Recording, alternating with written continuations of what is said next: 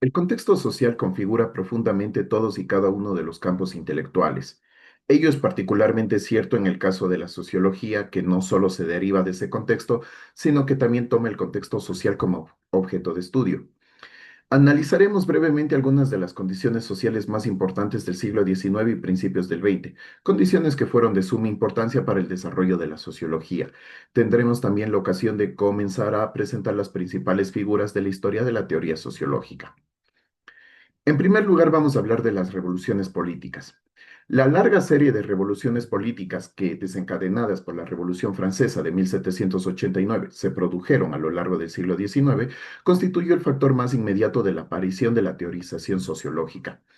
La influencia de estas revoluciones en muchas sociedades fue inmensa y de ellas se derivaron muchos cambios positivos. Sin embargo, lo que atrajo la atención de muchos de los primeros teóricos no fueron las consecuencias positivas de esos cambios, sino sus efectos negativos. Estos escritores se sintieron particularmente preocupados por el caos y el desorden resultante, sobre todo en Francia. Sentían al unísono un deseo de restaurar el orden de la sociedad. Algunos de los pensadores más extremistas de este periodo anhelaban literalmente un regreso a los pacíficos y relativamente ordenados días de la Edad Media.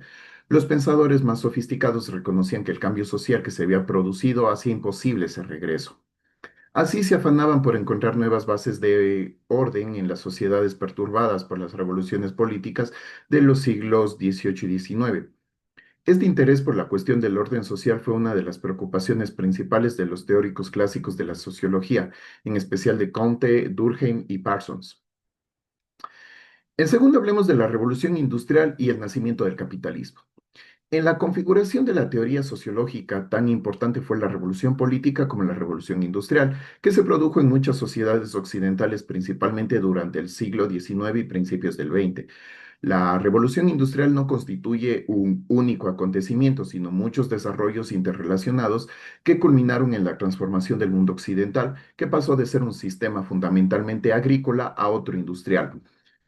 Gran cantidad de personas abandonaron las granjas y el trabajo agrícola para ocupar los empleos industriales que ofrecían las nuevas fábricas. Estas fábricas habían experimentado también una transformación debido a la introducción de mejoras tecnológicas. Se crearon inmensas burocracias económicas para proporcionar los múltiples servicios que requerían la industria y el naciente sistema económico capitalista. El ideal de esta economía era un libre mercado en el que pudieran intercambiarse los diversos productos del sistema industrial. En este sistema, unos pocos obtenían enormes ganancias mientras la mayoría trabajaba gran cantidad de horas a cambio de bajos salarios. La consecuencia de ello fue la reacción contra el sistema industrial y contra el capitalismo en general, lo que condujo a la creación del movimiento obrero, así como una diversidad de movimientos radicales cuyo objetivo era derrocar el sistema capitalista.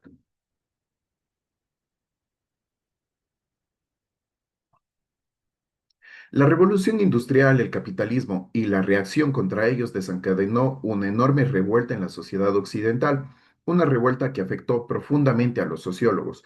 Cuatro figuras principales de la historia de la teoría sociológica, Marx, Weber, Durkheim y Simmel, así como otros muchos pensadores de menor importancia, se sentían preocupados por estos cambios y por los problemas que habían creado al conjunto de la sociedad.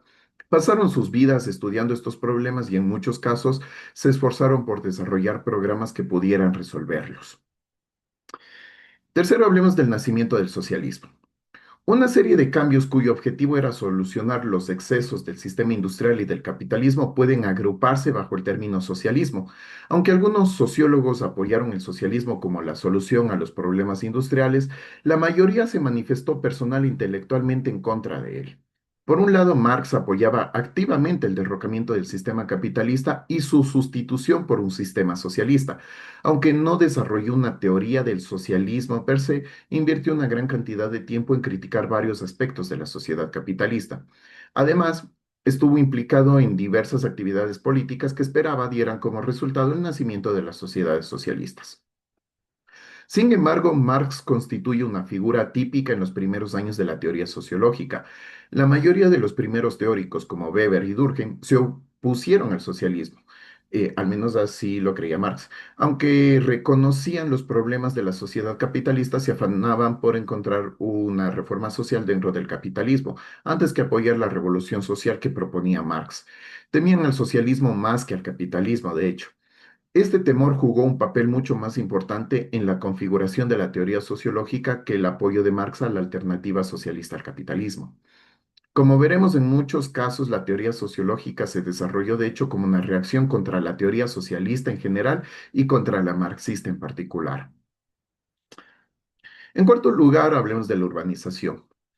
En parte como resultado de la revolución industrial, una gran cantidad de personas del siglo XIX y XX fue desarraigada de su entorno rural y trasladada a emplazamientos urbanos. Esta migración masiva se debió en muy buena medida a los empleos que creó el sistema industrial en las zonas urbanas. Además, la expansión de las ciudades produjo una lista supuestamente interminable de problemas urbanos: masificación, contaminación, ruido, tráfico, etc. La naturaleza de esta vida urbana y sus problemas atrajo la atención de muchos sociólogos clásicos, especialmente la de Weber y Simmel. De hecho, la primera y principal escuela de sociología estadounidense, la Escuela de Chicago, se define en parte por su preocupación por la ciudad y sus intereses en la utilización de Chicago como laboratorio para el estudio de la urbanización y sus problemas. En quinto podemos tocar el tema del cambio religioso. Los cambios sociales que se produjeron a raíz de las revoluciones políticas, la revolución industrial y la urbanización tuvieron un profundo efecto en la religiosidad. Muchos de los primeros sociólogos recibieron una educación religiosa y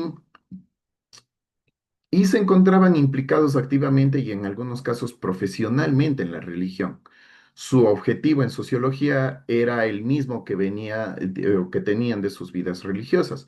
Su deseo era mejorar la vida de las personas. En algunos casos, como en el de Comte, la sociología se convirtió en una religión. En otros, sus teorías sociológicas exhiben una marca inconfundiblemente religiosa. Durkheim dedicó una de sus principales obras a la religión. La moral jugó un papel central no solo en la sociología de Durkheim, sino también en la obra de Talcott Parsons. Una gran parte de la obra de Weber está dedicada a las religiones del mundo. Marx también se mostró interesado por la religiosidad, pero con una orientación más crítica. Y Spencer también discutió la cuestión de la religión, de las instituciones eclesiásticas particularmente, como un componente importante de la sociedad. Sexto, el crecimiento de la ciencia. En el curso del desarrollo de la teoría sociológica tuvo lugar un creciente interés por la ciencia, no solo en las universidades, sino también en la sociedad en su conjunto. Los productos tecnológicos de la ciencia impregnaban todos los sectores de la vida y la ciencia adquirió un fabuloso prestigio. A los intelectuales vinculados a las ciencias que más éxitos acumulaban, la física, la biología y la química, se les otorgaban lugares preferentes en la sociedad.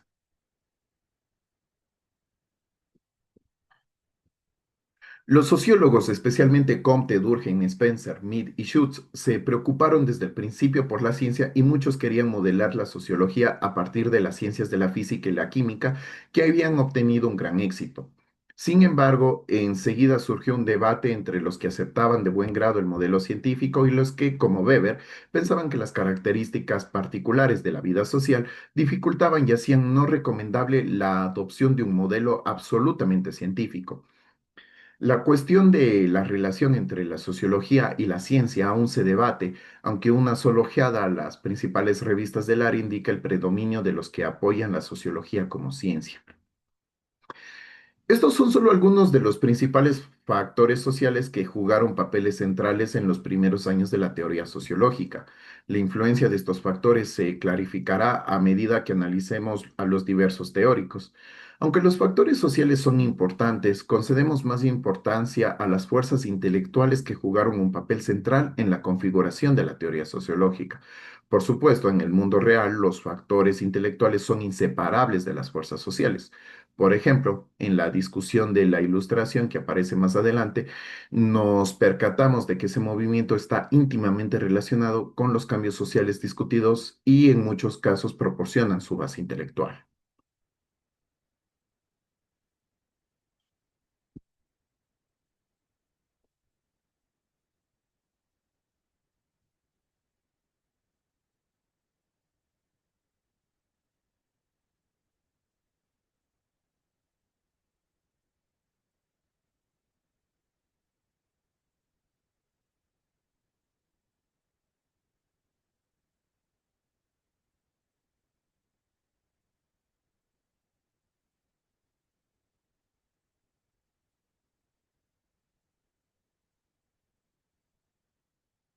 Las numerosas fuerzas intelectuales que configuraron el desarrollo de las teorías sociológicas clásicas se analizan en el contexto nacional en el que se dejó sentir su influencia. Comenzamos con la Ilustración y su influencia en el desarrollo de la teoría sociológica en Francia. Numerosos observadores piensan que a la luz de la evolución posterior de la sociología, la Ilustración constituye un desarrollo crítico. La Ilustración fue un periodo de notable desarrollo y cambio intelectual en el pensamiento filosófico. Algunas ideas y creencias que han prevalecido, muchas relacionadas con la vida social, fueron superadas y reemplazadas durante la Ilustración. Los pensadores más importantes asociados con la Ilustración son los filósofos franceses Charles Montesquieu y Jean-Jacques Rousseau. Sin embargo, la influencia de la Ilustración en la teoría sociológica fue más indirecta y negativa que directa y positiva. Como ha señalado Irving Seidling, la sociología se desarrolló inicialmente como una reacción a la Ilustración. Después de todo, los pensadores vinculados a la Ilustración estuvieron influidos por dos corrientes intelectuales, la filosofía y la ciencia del siglo XVII. La filosofía del siglo XVII estaba asociada a la obra de pensadores tales como René Descartes, Thomas Hobbes y John Locke. El interés fundamental se centraba en la producción de sistemas ambiciosos, generales y altamente abstractos de ideas que tuvieran un sentido racional. Pensadores más tardíos relacionados con la Ilustración no rechazaron la idea de que los sistemas de ideas debían ser generales y tener un sentido racional, pero hicieron grandes esfuerzos por derribar sus ideas del mundo real y verificarlas en él. En otras palabras, deseaban combinar la investigación empírica con la razón. El modelo para llevar a cabo esa combinación era el científico, especialmente la física newtoniana. En esos momentos se produjo el nacimiento de la aplicación del método científico a las cuestiones sociales. Por otro lado, no solo los pensadores de la Ilustración querían que sus ideas se derivaran al menos en parte del mundo real, sino que también deseaban que fueran útiles para el mundo social, especialmente para el análisis crítico de ese mundo. En general, la Ilustración se caracterizó por la creencia de que las personas podían comprender y controlar el universo mediante la razón y la investigación empírica. Pensaban que del mismo modo que el mundo físico se regía de acuerdo con leyes naturales, era probable que el mundo social también tuviera sus propias leyes. Por tanto, mediante el empleo de la razón y la investigación científica, al filósofo atañía descubrir estas leyes sociales. Una vez comprendido el funcionamiento del mundo social, los pensadores de la Ilustración se trazaron una meta práctica, la creación de un mundo más racional y mejor. Como hacían hincapié en la importancia de la razón, los filósofos de la Ilustración tendían a rechazar las creencias en la autoridad tradicional. Cuando estos pensadores examinaban los valores y las instituciones tradicionales, solían encontrarlas irracionales, es decir, opuestas a la naturaleza humana e inhibidoras del desarrollo y crecimiento humano. La misión de estos filósofos de la Ilustración prácticos inclinados al cambio era, pues, superar estos sistemas irracionales. Hubo una reacción conservadora a la Ilustración. El teórico más directo y positivamente influido por el pensamiento de la Ilustración fue Marx. Aunque produjo sus primeras ideas teóricas en Alemania, a primera vista pensamos que la teoría sociológica clásica francesa, así como la teoría de Marx, estuvo directa y positivamente influenciada por la Ilustración. Después de todo, ¿acaso no se convirtió la sociología francesa en una sociología racional, empírica, científica y orientada al cambio? La respuesta es que sí, pero no antes de que se formara por medio de un conjunto de ideas que se desarrollaron como reacción a la Ilustración. Para Seidman, la ideología de la contrailustración supuso una inversión virtual del liberalismo de la Ilustración. En lugar de premisas modernistas, detectamos en los críticos de la Ilustración un profundo sentimiento antimodernista.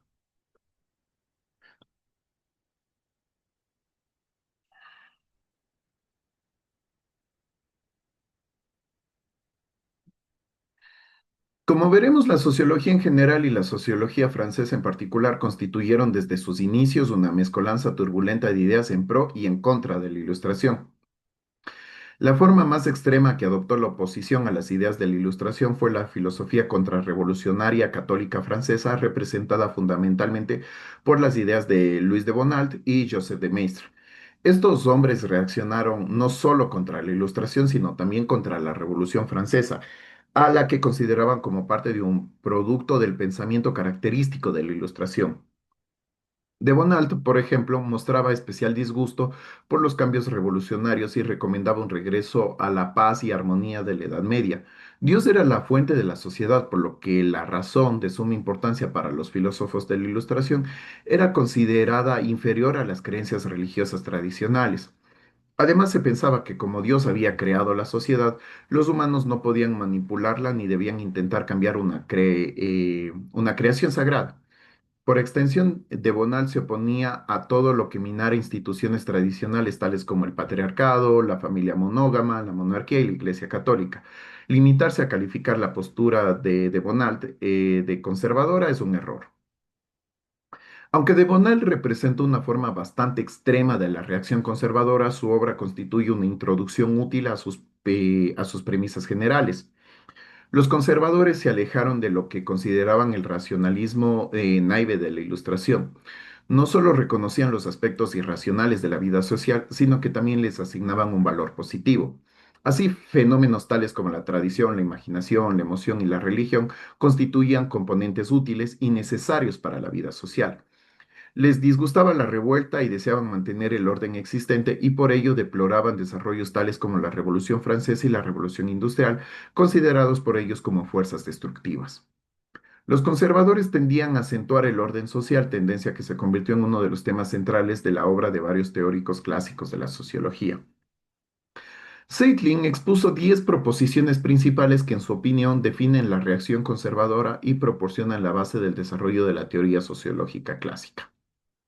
Uno, mientras que la mayoría de los pensadores de la Ilustración tendían a hacer hincapié en el individuo, la reacción conservadora llevó a un mayor interés por la sociedad y otros fenómenos de gran alcance.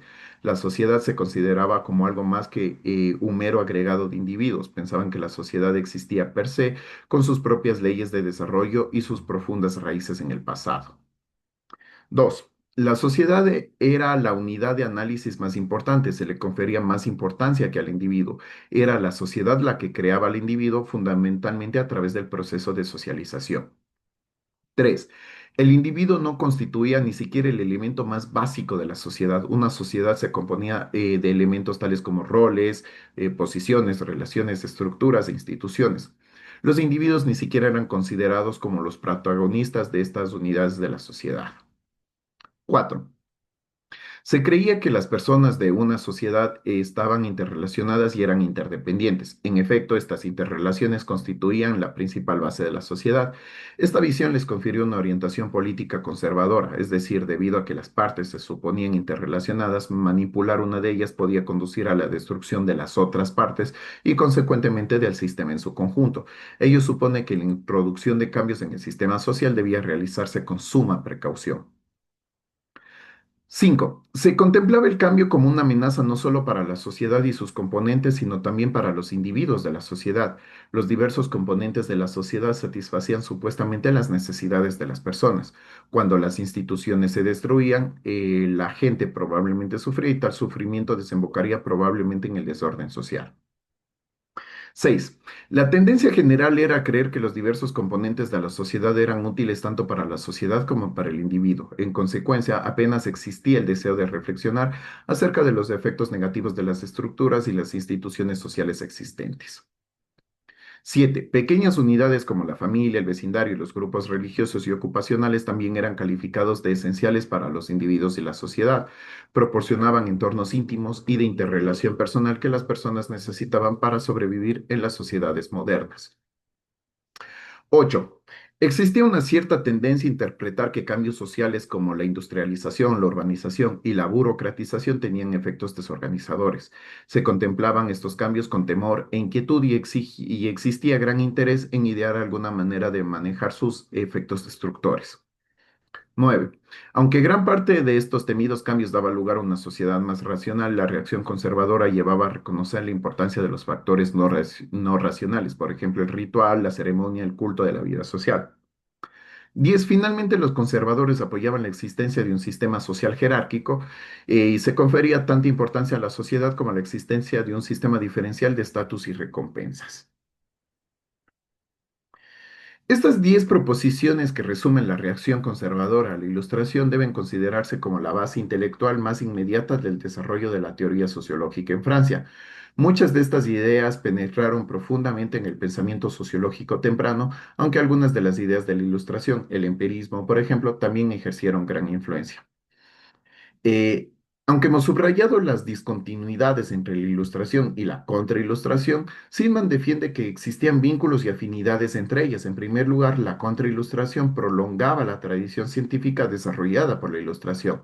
En segundo lugar, adoptó el interés de la ilustración por las colectividades como opuestas a los individuos y las estudió en profundidad. Y en tercer lugar, ambas se interesaron por los problemas del mundo moderno, especialmente por sus efectos negativos sobre los individuos.